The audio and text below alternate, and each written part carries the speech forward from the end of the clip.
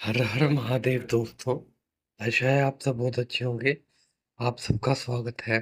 तो दोस्तों, जैसा कि हम सब पॉलिटी कर रहे थे, तो आज हम सब वेरियस जो भी मोशंस यानी कि प्रस्ताव संसद में पेश किए जाते हैं, जैसे कि लोकसभा में या राज्यसभा कहीं पे भी उनकी क्या क्या इम्पोर्टेंट टर्म्स हैं, वो डिस्कस कर रही है। और उसके बाद मैं आपको जैसे जो जो कमेटियाँ बनी होती हैं, उसमें से एक पब्लिक अकाउंट कमेटी के बारे में बताऊंगा।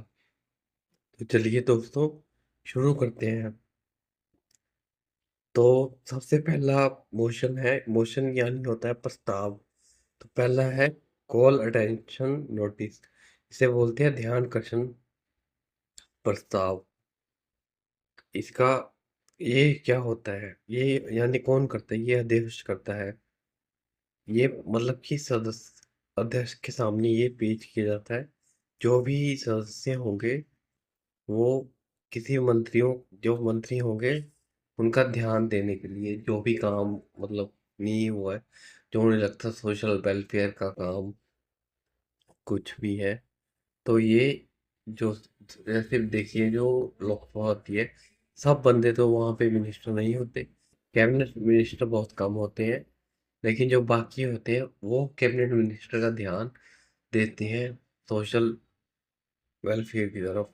और उनसे मतलब पूछ सकते हैं कि आप क्यों नहीं कर रहे ये सोशल वेलफेयर। तो इस तरह के नोटिस को बोलते हैं कॉल अटेंशन नोटिस।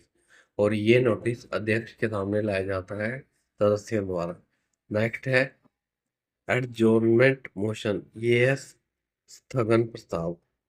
ये जैसे कि संसद सत्र की जो बैठकें होती हैं, ठीक है, जितनी भी बैठकें होंगी संसद सदन की,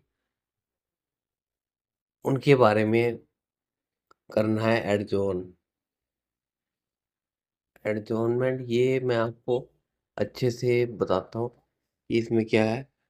एक्चुअली जो एडजॉर्नमेंट मोशन होता है ना, ये काफ़ी अलग तरह का है। तो आपको इसकी पूरी नॉलेज होनी चाहिए कि आपको क्या हो रहा है एडजॉर्नमेंट मोशन में, और कैसे हो रहा है। तो ये सबसे पहले तो पार्लियामेंट में इंट्रोड्यूस किया जाता है, ताकि जो हाउस के बंदे हैं उनकी अटेंशन को लाया जा सके matter of urgent public importance. और इसमें कितने बंदों का सपोर्ट चाहिए होता है, इसमें 50 मेंबर का सपोर्ट चाहिए होता है। तो बस यही है एडजॉर्नमेंट। और ये आपको याद रखना है कि adjournment motion is an extra ordinary procedure which when admitted leads to setting aside the normal business of the house for discussing a definite matter of urgent public importance। तो ये था एडजॉर्नमेंट मोशन। नेक्स्ट है cut motion, यानी कि कटौती प्रस्ताव।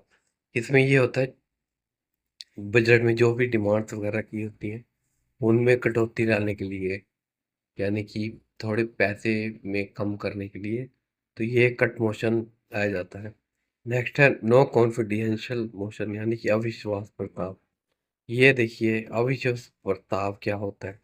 जैसे मान लो पीएम अपॉइंट कर लिए, जैसे कि अभी मान लो बीजेपी की है, अभी तो जैसे उन्होंने मोदी को कर दिया फाइनल। लेकिन कई बार होता है दो तीन नेता होते हैं जो टक्कर के होते हैं, तो उन तीनों नेता के नाम जो है राष्ट्रपति के सामने दिए जाते हैं। तो राष्ट्रपति उन तीनों में से मान लो जैसे ये ए बी सी है, इसमें से राष्ट्रपति ने सी को सिलेक्ट कर लिया, मतलब प्रधानमंत्री बना दिया। तो उसके बाद 6 महीने बाद क्या होगा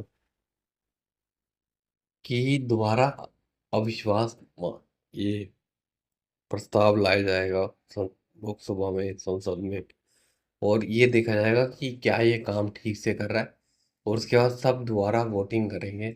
और अगर तो वोटिंग में मतलब सब सहमत रहे, तो ये यही नेता रहेगा। और अगर ये नहीं मतलब सब सहमत नहीं हुए, तो इसे हटा दिया जाएगा। और फिर इन तीनों जो मेंबर है ए बी सी, इन तीनों डायरेक्ट इलेक्शन करा जाएगा कि आप इन तीनों में से किसे चुनते हैं। नेक्स्ट है सेंस्योर मोशन, यानी कि निंदा प्रस्ताव। सेंस्योर, इसमें क्या होता है, मंत्री जो है जो पॉलिसी बनाई होती है उनकी निंदा करते हैं, जो मतलब अच्छी ना लग रही हो या उनमें जो जो कमियां हो उसके रिलेटेड। तो ये तो हो गए प्रस्ताव यानी मोशन के बारे में डिस्कस कर लिया हमने। Call attention notice, adjournment notice, cut motion, no confidential motion और सेंस्योर मोशन।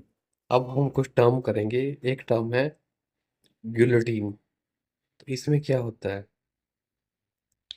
जैसे मान लो कोई भी लोकसभा में बिल पास करते हैं, तो जो बिल होगा वो या तो डिमांड का होगा और या डोनेशन से रिलेटेड कोई इम्पोर्टेंट बिल होगा। लेकिन अब संसद का सत्र चल रहा है, तो वहाँ पे किसी और बात पे टॉपिक पे मतलब छिड़ी हुई है बहन। तो लेकिन ये वाला बिल पास करना जरूरी है। तो स्पीकर क्या करेगा, स्पीकर इसमें लोकसभा में डायरेक्ट वोटिंग करवाएगा, यानी इस बिल पे कि इस बिल को पास करना है या नहीं करना है। डिस्कशन नहीं होगी इस पे, डायरेक्ट वोटिंग ही होगी। तो ये टर्म होती है गिलोटिन। और नेक्स्ट टर्म है शैडो कैबिनेट। शैडो कैबिनेट में ये होता है सहायक मंत्री।